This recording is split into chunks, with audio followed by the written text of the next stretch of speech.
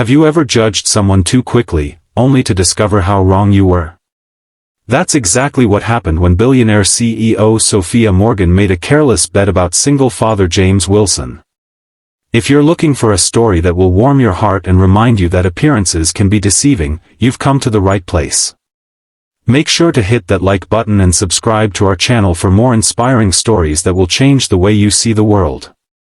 The glossy marble floors of Morgan Industries headquarters reflected the evening skyline of Manhattan as Sophia Morgan strode confidently through the lobby.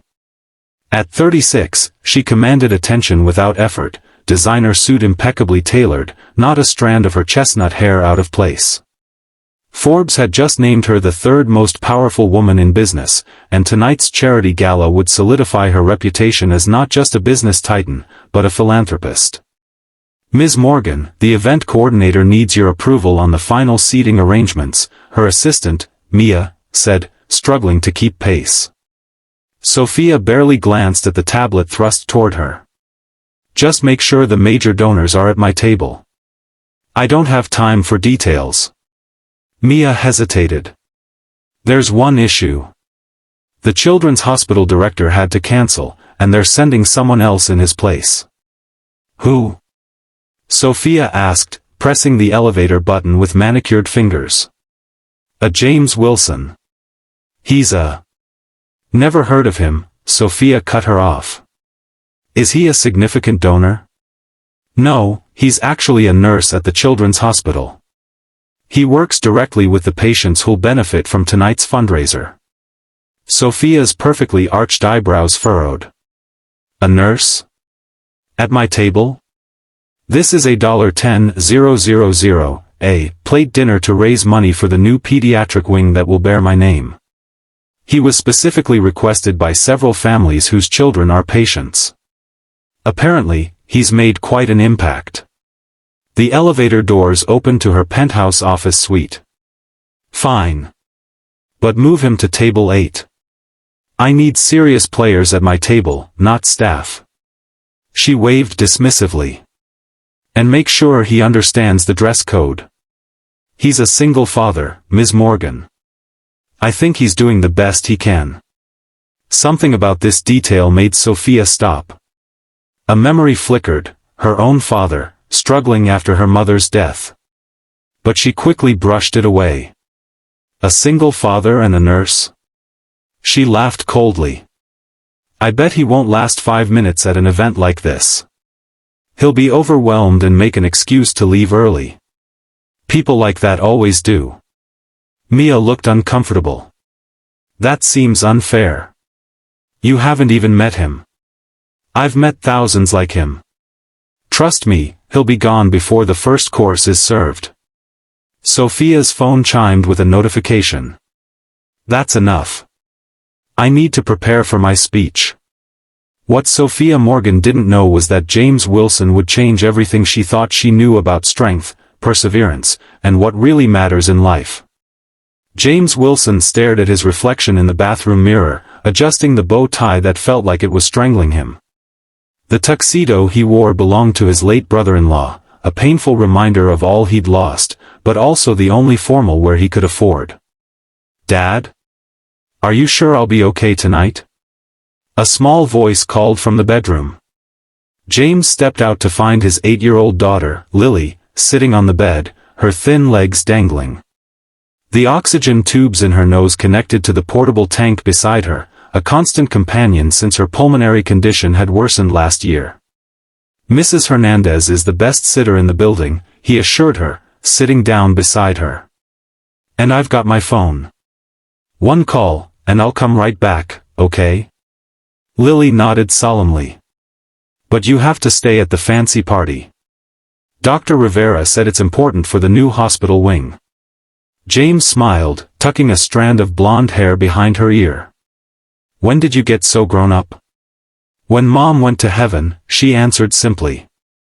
His heart clenched, as it always did when Emily was mentioned. 3 years since the car accident that took his wife and left him a single father to a chronically ill child, but the pain remained fresh. Well, I'm not planning to stay late. These rich people just want to write checks and feel good about themselves. I doubt they really care about kids like you. Lily's brow furrowed. That's not fair, Dad.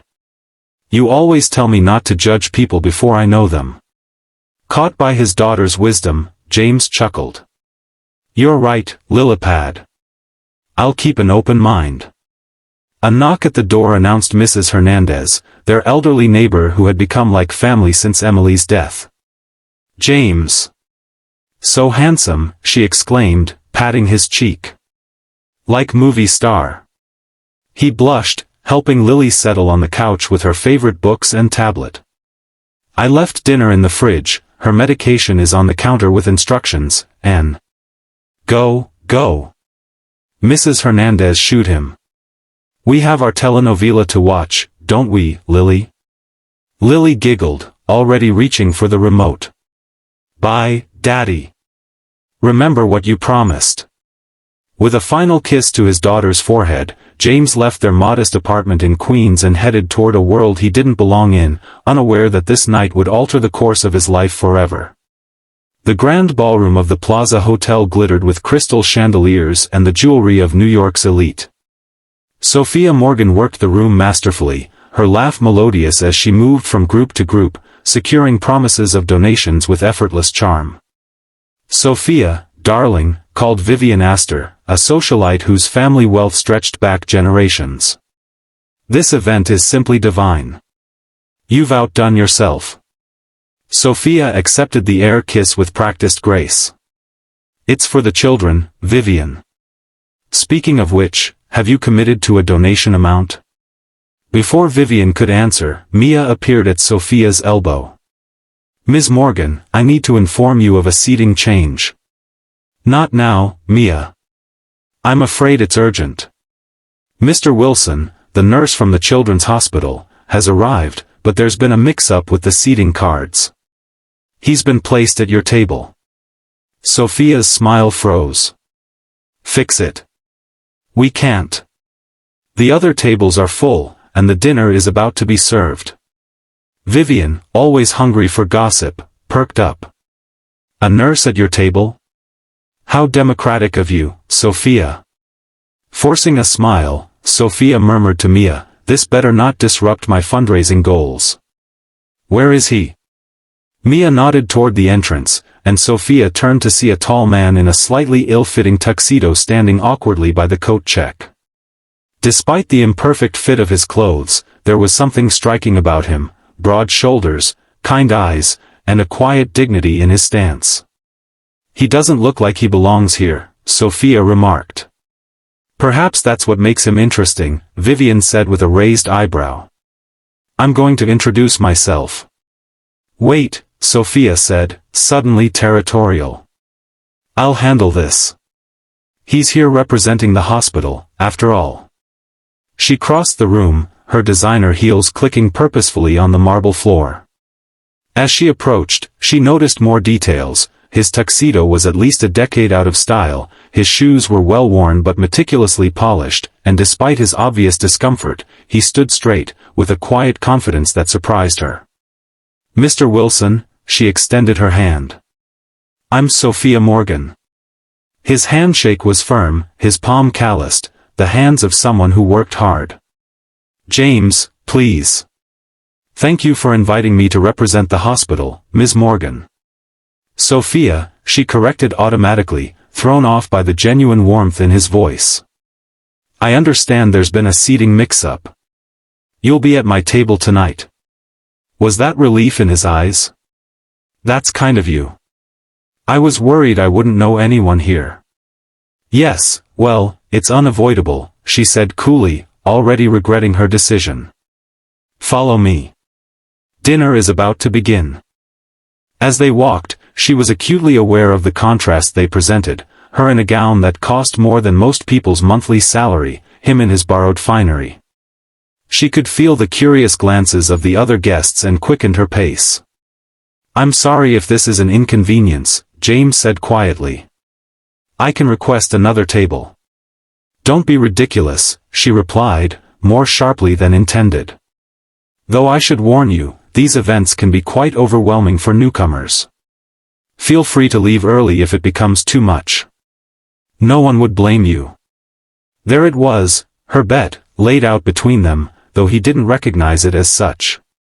To her surprise, he smiled. I appreciate your concern, but I've handled my share of overwhelming situations. I think I can manage a dinner, even one as elegant as this. Something in his tone, not challenging, but confidently serene, made her reassess him briefly. But then she remembered who she was, who he was, and the natural order of things reasserted itself in her mind. We'll see, she murmured as they reached the head table. We'll see. James felt every eye on him as he took his seat at the table filled with people whose watches probably cost more than his annual salary. The women dripped with diamonds, the men spoke of vacation homes and investment portfolios, and he thought of Lily in their two-bedroom apartment, battling for every breath.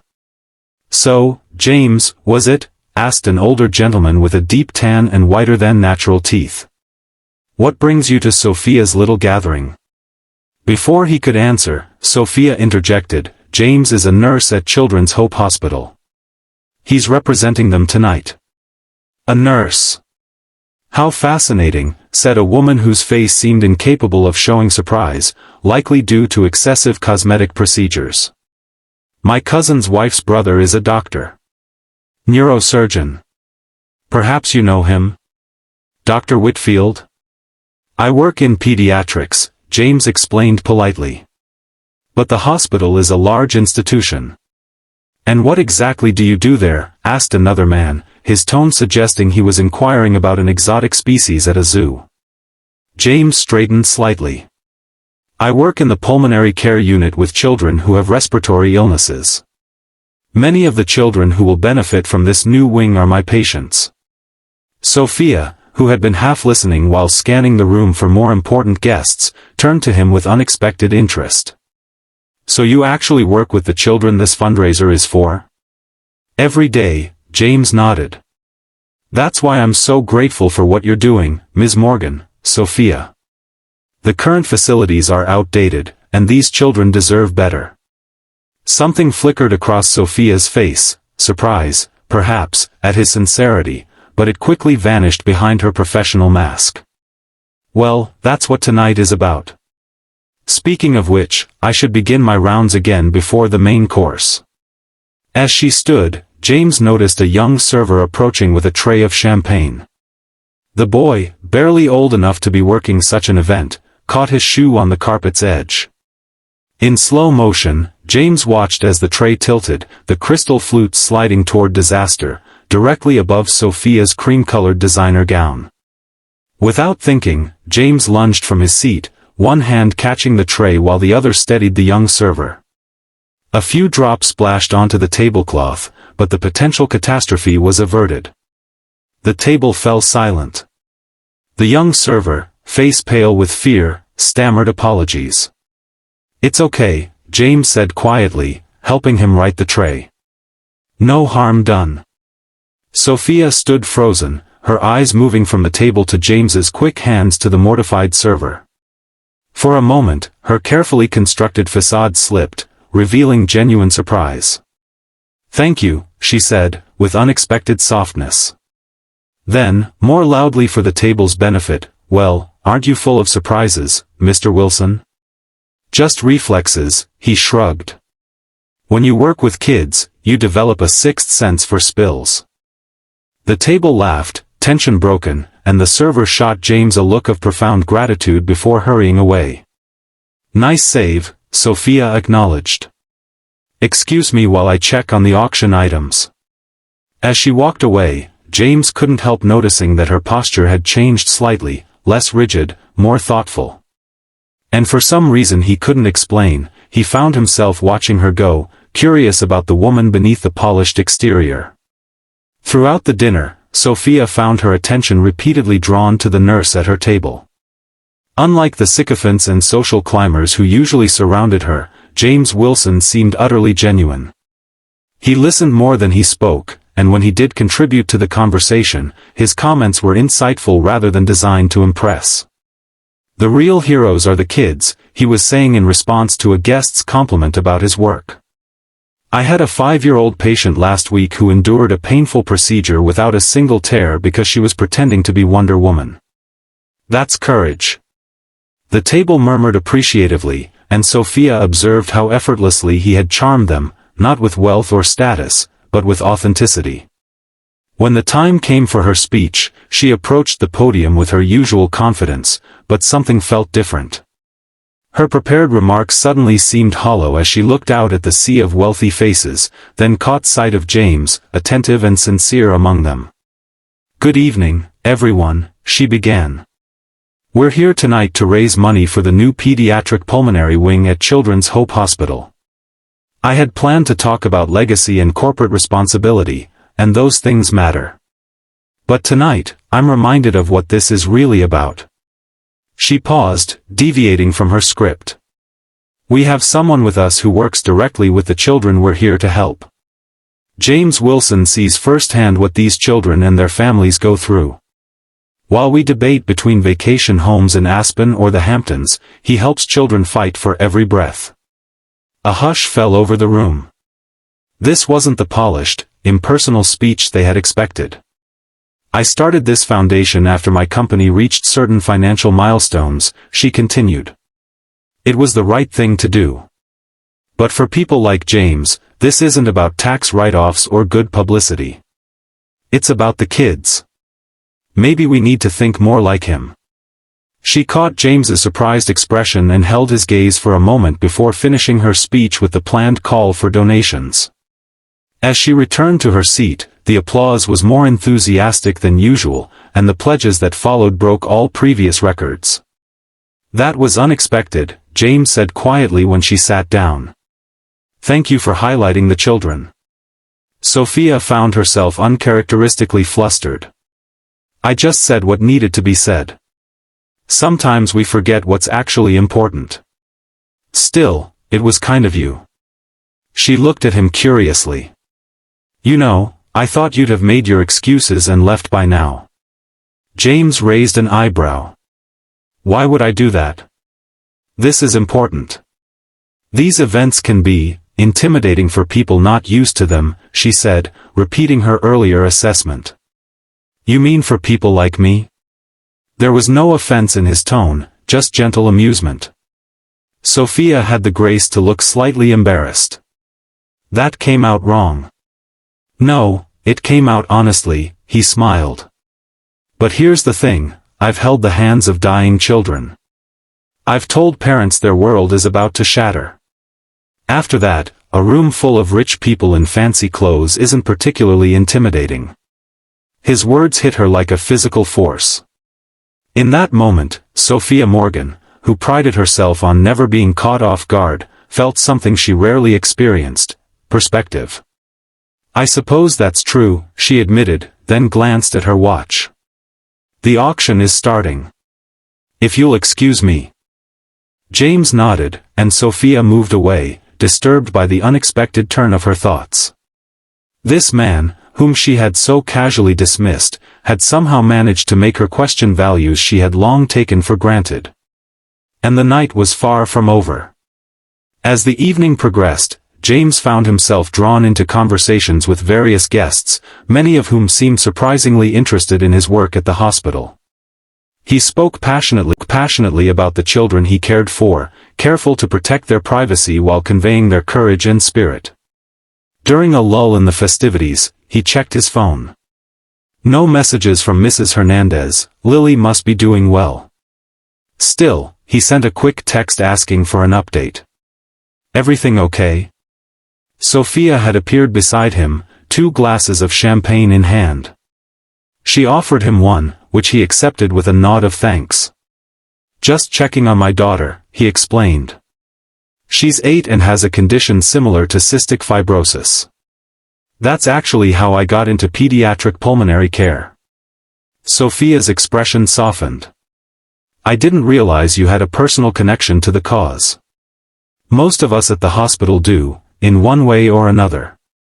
It's not a career many choose unless it means something to them." She considered this. "I was 5 when I had pneumonia. Spent 2 weeks in the hospital. I don't remember much, but I do remember a nurse who brought me ice cream when I could finally eat again." James smiled. "The small kindnesses matter most. Is that why you do it? The small kindnesses?" "Partly," he acknowledged.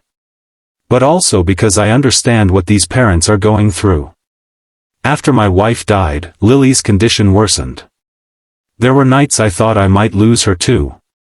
The nurses and doctors who fought for her became my lifeline." Sophia's composure faltered.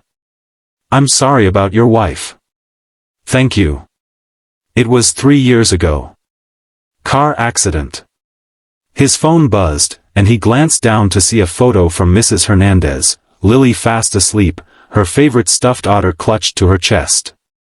He showed Sophia the picture. "My daughter, Lily." Sophia looked at the sleeping child, taking in the oxygen tubes and the peaceful expression. "She's beautiful," she said softly, with none of her usual calculation. "She's the strongest person I know," James replied. "And the reason I haven't left this event, despite your prediction." Sophia looked startled. "My prediction?" "That I wouldn't last 5 minutes," he said with a gentle smile.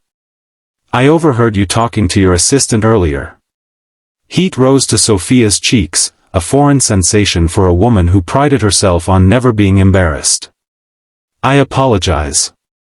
That was presumptuous and unkind." "It was human," he shrugged. "We all make judgments based on incomplete information. Most people would be more offended. Most people haven't had their priorities forcibly rearranged by life," James said. "After everything that's happened, being underestimated by a billionaire doesn't make my top 10 list of concerns." Sophia laughed, a genuine laugh, not her practiced social trill. "You're refreshingly direct, James Wilson. Side effect of working with kids. They don't appreciate sugarcoating." Around them, the gala continued, but they had somehow created a pocket of authenticity amidst the superficial glamour. For the first time that evening, perhaps in longer than she could remember, Sophia felt like herself, not the carefully constructed image she presented to the world. "Would you like to see what your fundraising is actually going to build?" James asked suddenly. "The hospital isn't far from here." Sophia hesitated. "Now? It's almost midnight." "The PICU never sleeps," he said simply. "And I promised to check in on a patient before morning if I could." She should say no. She had networking to finish, donors to thank, responsibilities as the host. And yet. "Let me get my coat," she heard herself say. As they slipped away from the gala, Sophia felt a strange sense of liberation, as if she were escaping from a prison she hadn't realized she occupied. The bet she had so carelessly made, that James wouldn't last 5 minutes in her world, had somehow transformed. Now she was the one stepping into his. The fluorescent lights of Children's Hope Hospital were a stark contrast to the warm glow of the plaza's chandeliers. Sophia followed James through quiet corridors, nodding to night shift nurses who greeted him with familiar smiles. "They know you're not on duty," she observed. "But they're not surprised to see you." James shrugged. "I come in sometimes on my off hours. Some of these kids don't have many visitors." They stopped at a nurse's station where a tired-looking woman brightened at the sight of James. "Didn't expect you tonight. Thought you were at some fancy party." "I was. This is Sophia Morgan. She's funding the new wing," James introduced. "Sophia, this is Rita, one of our night shift angels." Rita's eyes widened. "The Sophia Morgan? Wow, we've never had such a big donor actually visit the trenches." Sophia extended her hand, suddenly aware of how out of place her evening gown and diamonds were in this setting. "It's a pleasure to meet you. You do important work here. How's Max doing?" James asked, his tone shifting to professional concern. Rita's expression grew serious. "Rough day. Fever spiked again. Dr. Patel adjusted his antibiotics, but he's having a hard time." "His mom? Had to go home to the other kids around 8. She was here all day. James nodded understanding. Mind if we look in on him? I promised I would. Rita glanced at Sophia questioningly. Ms. Morgan is with me, James assured her. And she's funding the wing that might help kids like Max. With a nod, Rita buzzed them through the security doors. As they entered the pediatric intensive care unit, Sophia was struck by the contrast of high-tech medical equipment against colorful wall murals and stuffed animals perched on monitoring stations. This is where the sickest kids come, James explained quietly. Including those with severe respiratory issues.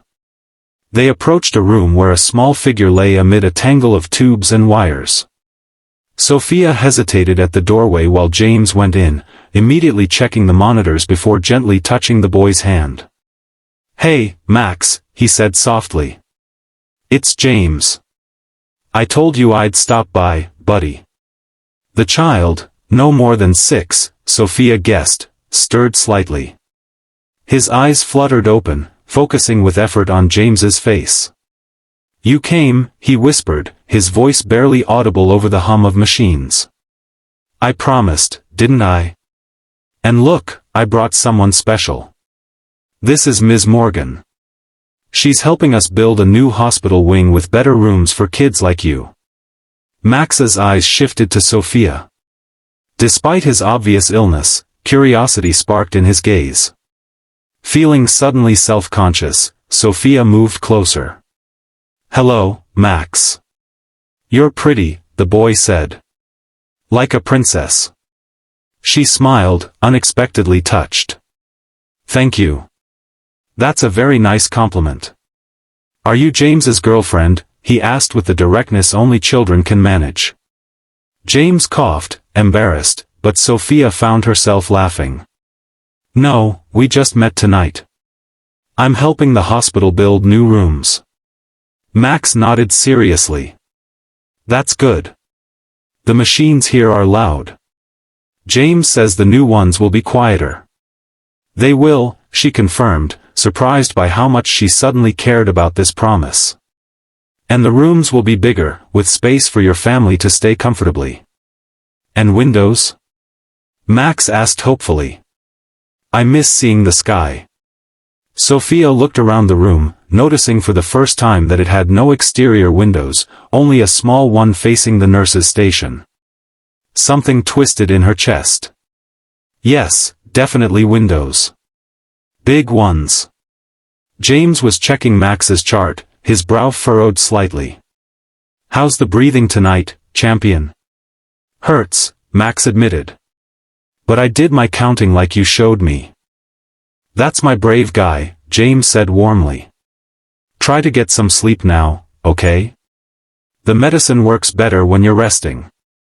He adjusted the boy's blanket, tucked a worn stuffed dinosaur closer, and dimmed the light above the bed. As they left the room, Sophia noticed how his professional demeanor remained, but with a gentleness that spoke of genuine care. He's been here 3 weeks, James explained as they moved away from the room. Severe pneumonia complicated by an underlying condition. In the new wing, with updated equipment, his recovery might be faster, more comfortable. Sophia nodded, still processing what she'd seen. I had no idea. I mean, I knew intellectually what the money was for, but seeing him. Makes it real, James finished for her. That's why I wanted you to come. Not to make you feel guilty or to pressure you for more donations. Just to connect the dollars to the difference they make. They continued through the unit, James greeting each patient who was awake, introducing Sophia to parents who were keeping night vigils. She watched how easily he moved between medical conversations with staff and simple, comforting exchanges with frightened children and exhausted parents. In one room, a teenage girl lit up at the sight of James. You're supposed to be at the fancy party, she accused with a grin. I was, he assured her. Look at this tuxedo. Would I lie about something so important? The girl giggled, then noticed Sophia. Whoa. That dress is amazing. Thank you, Sophia smiled, approaching the bed. I'm Sophia. I'm Zoe. I have crappy lungs, but great taste in fashion, the girl said with surprising humor. James leaned against the wall, watching as Sophia sat down beside Zoe's bed and began chatting about designers and red carpet looks. The teenager, bald from chemotherapy and tethered to oxygen, momentarily transformed into just a normal girl discussing fashion with a new friend. After promising Zoe a fashion magazine delivery the next day, they continued their tour. In the corridor, Sophia stopped suddenly. The new wing, we were planning to name it after me. The Morgan Pediatric Pulmonary Wing. That's standard for major donors, James nodded. It shouldn't be, she said firmly. It should be named after them. The children. Not some billionaire looking for recognition. James studied her face. You're serious. Completely. I'll tell the board tomorrow. We'll call it. I don't know, the Dreamer's Wing, or the Brave Heart's Wing. Something that honors them, not me. The kids would love that, James said softly. And so would the staff. As they completed their tour, Sophia fell silent, absorbing everything she'd seen. The worn furniture in the family waiting room. The outdated equipment nurses were coaxing to function. The children fighting battles no child should face, with courage that humbled her. When they finally left the hospital, the night air felt cleansing. Sophia took a deep breath, letting the cool oxygen fill her lungs, a simple act she now recognized as a privilege. Thank you, she said finally. For showing me. Thank you for coming, James replied. Most people in your position wouldn't have. They stood on the sidewalk, the hospital's lights behind them, the city spread before them. Different worlds that had briefly, unexpectedly, converged. I should get home to Lily, James said, checking his watch. It was nearly 2 in the morning. Of course, Sophia nodded. My driver can take you. That's not necessary. Please, she insisted. It's the least I can do. As her sleek town car pulled up, an idea began forming in Sophia's mind. A way to make her wealth matter in a more immediate, personal way. But first, she needed to learn more. James, she said as he was about to enter the car. Would you and Lily have dinner with me sometime? I'd like to discuss some ideas for the new wing. Things that would actually matter to the families and staff. He looked surprised, then thoughtful. Lily would love that. She doesn't get out much, but for a fancy dinner with a real princess, her words, I think we could manage it. Sophia smiled. Then it's a date. I mean, not a date. A meeting. A friendly meeting. Was she babbling? Sophia Morgan, CEO and Billionaire, reduced to awkward phrasing by a pediatric nurse in a borrowed tuxedo? James's eyes crinkled with amusement. A friendly meeting sounds perfect. As the car pulled away, Sophia stood on the sidewalk longer than necessary, thinking about a bet she had carelessly made and gloriously lost.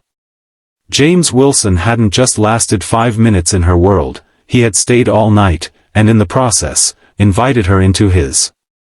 A world where wealth was measured not in dollars but in moments of connection, in breaths drawn without pain, in small kindnesses that made suffering bearable. She had intended to impress him with her fortune and influence. Instead, he had humbled her with his humanity. And somehow, standing alone on a New York sidewalk at 2 in the morning, Sophia Morgan felt richer than she ever had before. The story of Sophia and James didn't end that night, it was just beginning. Over the following weeks, one dinner turned into many. Lily, with her oxygen tank and boundless imagination, captivated Sophia in ways no business deal ever had. And James, with his quiet strength and unassuming wisdom, challenged her to see wealth as a tool for change rather than a measure of worth. 6 months later, when the Children's Brave Hearts Wing opened with state-of-the-art equipment and rooms designed with input from patients, families, and staff, Max was the one who cut the ribbon. Zoe designed t-shirts that the nurses wore on opening day. And Lily, her breathing improved thanks to an experimental treatment Sophia had helped fund, stood holding her father's hand as he gave a speech that left no dry eyes in the audience. The bet that had begun as a dismissive judgment, "I bet he won't last 5 minutes," had transformed into something neither of them could have predicted. Not just a relationship, though that blossomed too, but a reshaping of priorities, a redefinition of success. For James, it meant resources to help more children, stability for Lily, and unexpected love when he'd thought that chapter of his life was closed. For Sophia, it meant discovering that her true legacy wouldn't be buildings or business empires, but the lives she touched, the suffering she eased, the humanity she reclaimed in herself. Sometimes the most important journeys begin with a wrong assumption, a careless bet, a chance meeting that stretches from minutes into hours, from hours into a lifetime of meaning. Sophia had bet that James wouldn't last 5 minutes in her world of wealth and influence. He stayed all night. And in doing so, he showed her a world infinitely richer than the one she'd built around herself. Perhaps that's the real lesson: don't bet against the human spirit. Its capacity to endure, to care, to transform adversity into purpose will outlast any fortune, outshine any fame, and ultimately, change more lives than we can possibly imagine, including our own. If you were moved by this story, remember that the real heroes are all around us: the single parents juggling impossible demands, the healthcare workers giving pieces of their hearts to strangers, the children facing adult battles with unimaginable courage.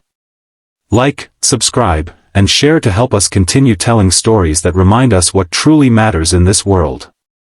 Because sometimes, the most valuable things can't be measured in dollars and cents, but in moments of connection that change us forever.